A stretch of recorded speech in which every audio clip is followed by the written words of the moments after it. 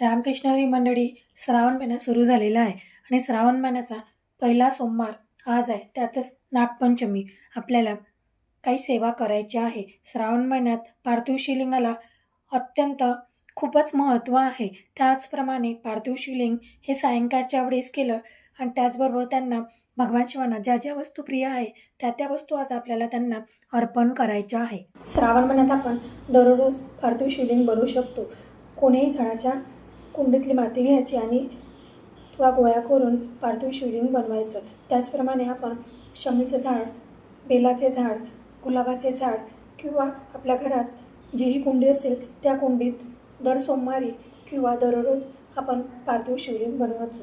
पार्थिव शिवलिंगाला श्रावण महिन्यात खूप महत्त्व आहे. आपल्या मनातील इच्छा पूर्ण करण्यासाठी आपण श्रावण महिनाभर पार्थिव शिवलिंग बनवायचं आणि त्याचप्रमाणे गोलाकार देऊन जलधारी बनवून त्याचं तोंड उत्तरेकडे करायचं. ज्या दिशेने आपण पाणी टाकतो ते पाणी उतरतं ते उत्तरेच्या दिशेनं असायला हवे.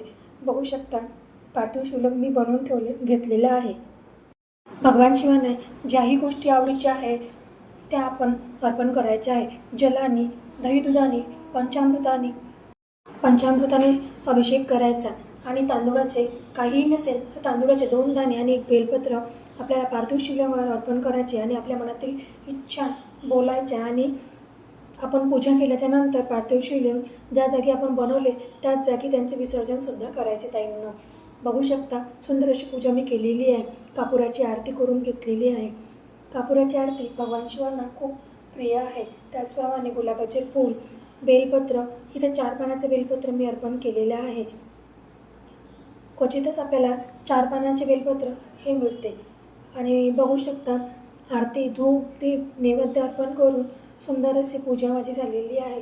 श्रावणातला पहिला सोमवार आणि पहिल्या सोमवारी पार्थिव शिवलिंग बनवून आपल्या मनातील इच्छा पूर्ण करून आपल्या घरातील दुःख, दारिद्र्य, कष्ट दूर करून घरात लक्ष्मी वाढ व्हावी यासाठी आपल्याला भगवान शिवाची पूजा करायची आहे. त्याचप्रमाणे आज नागपंचमी आहे. नागपंचमी असल्यामुळे तुम्ही लाह्या फुटाण्याचा प्रसादसुद्धा अर्पण करू शकता.